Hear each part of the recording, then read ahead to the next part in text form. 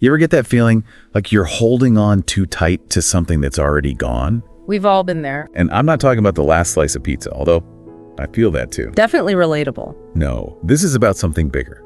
This deep dive is about letting go, why it's so hard, and how we can actually start to heal.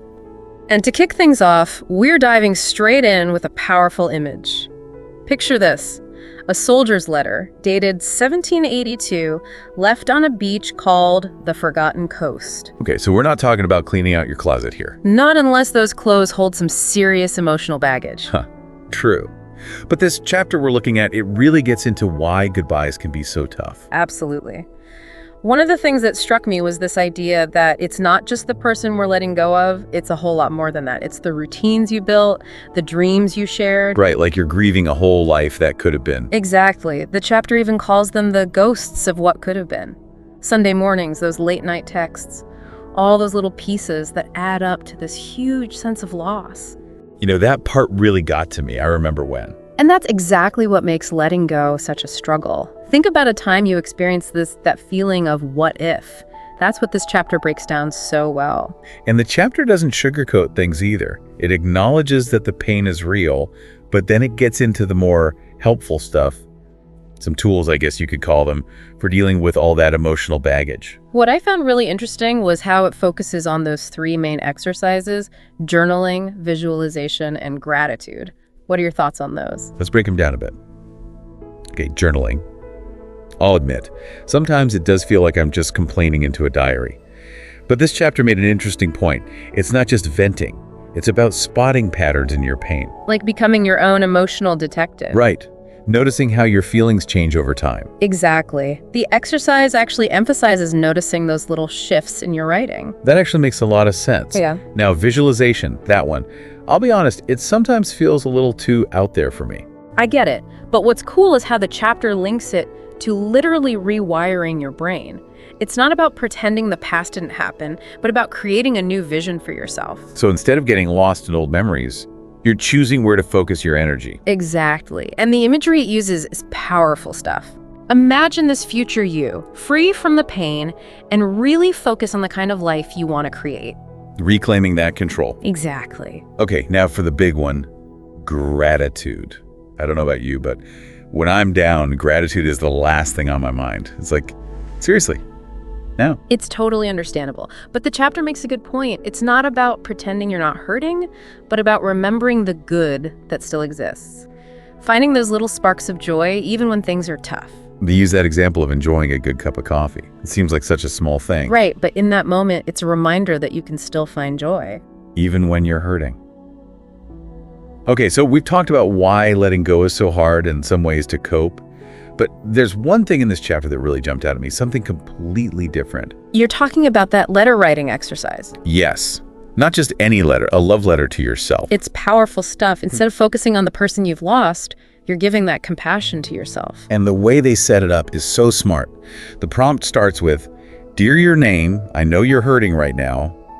It acknowledges the pain, but then it shifts to hope and new beginnings. It does. And then there's that line about the tide turning, like, "One day the tide will turn and you will find peace in the spaces they left behind." It's beautifully written. It is. And you know, it made me think about that soldier on the beach again. Maybe leaving that letter wasn't about forgetting, but about letting go in order to move on. It's like letting go isn't about erasing the past, but about choosing what you carry forward. Exactly. Recognizing that even in loss, there's this potential for growth. And it starts with recognizing your own strength, which is exactly what this letter writing exercise is all about. It's about choosing to be kind to yourself, even when it's hard. And remembering that you're not alone in this. We all go through it. It's how you deal with it that shapes who you become. Becoming the author of your own story, like the chapter says. It's about letting go of old patterns, old versions of yourself that no longer serve you, to make room for something new. Which, if we're being honest, can be both terrifying and exciting all at once. Change is never easy, even when it's for the best. So where do you even begin? It's a good question, right? It is both exciting and terrifying at the same time, and I think that's where the real work begins. You know, it's easy to read a chapter in a book and feel all fired up. All inspired. Exactly. But then actually putting it into practice, that's the tricky part. It's like they say, knowing something and actually doing it are two completely different things. Right. That's why I really liked how this chapter gives you these practical tools. It's not just about vague ideas, but actual things you can do, the journaling, visualization, writing that letter.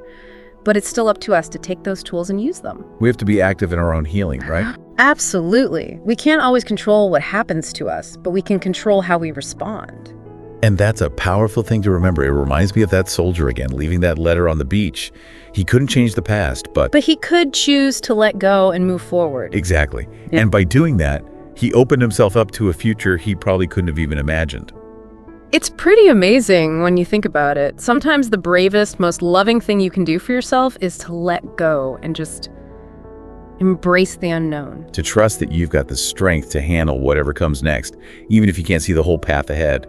But how do you actually do that? It's one thing to talk about letting go in theory, but to actually build that new future, how do you even start? That's the million-dollar question, right? And the exciting part is, there's no single answer. It's about figuring out what truly matters to you, what makes you feel alive, and then being brave enough to go after it. It's so easy to get stuck wanting a step-by-step guide. Right. Like a recipe for happiness. Exactly.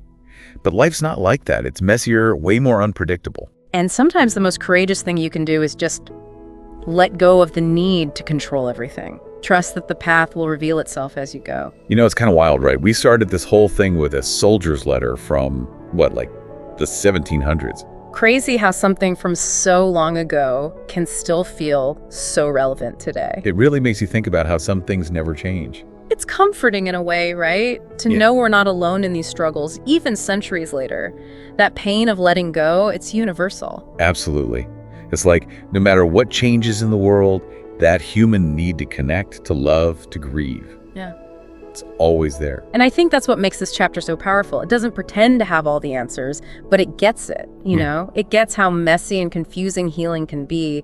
It's a process, not a quick fix. And it reminds us that we're a lot stronger than we think. Even when it feels like you're drowning, you can find your way back to the surface. There's always that strength inside you, that little voice that says, keep going, you've got this. And that sometimes letting go isn't a sign of weakness, but of incredible strength. It's about putting yourself first, even when it's hard.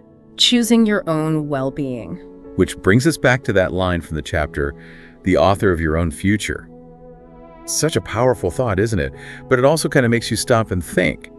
What does your next chapter look like? What are you going to write? That's where it gets really interesting, right? The reading and listening, that's just the first step. The real magic happens when you take action, when you start writing your own story.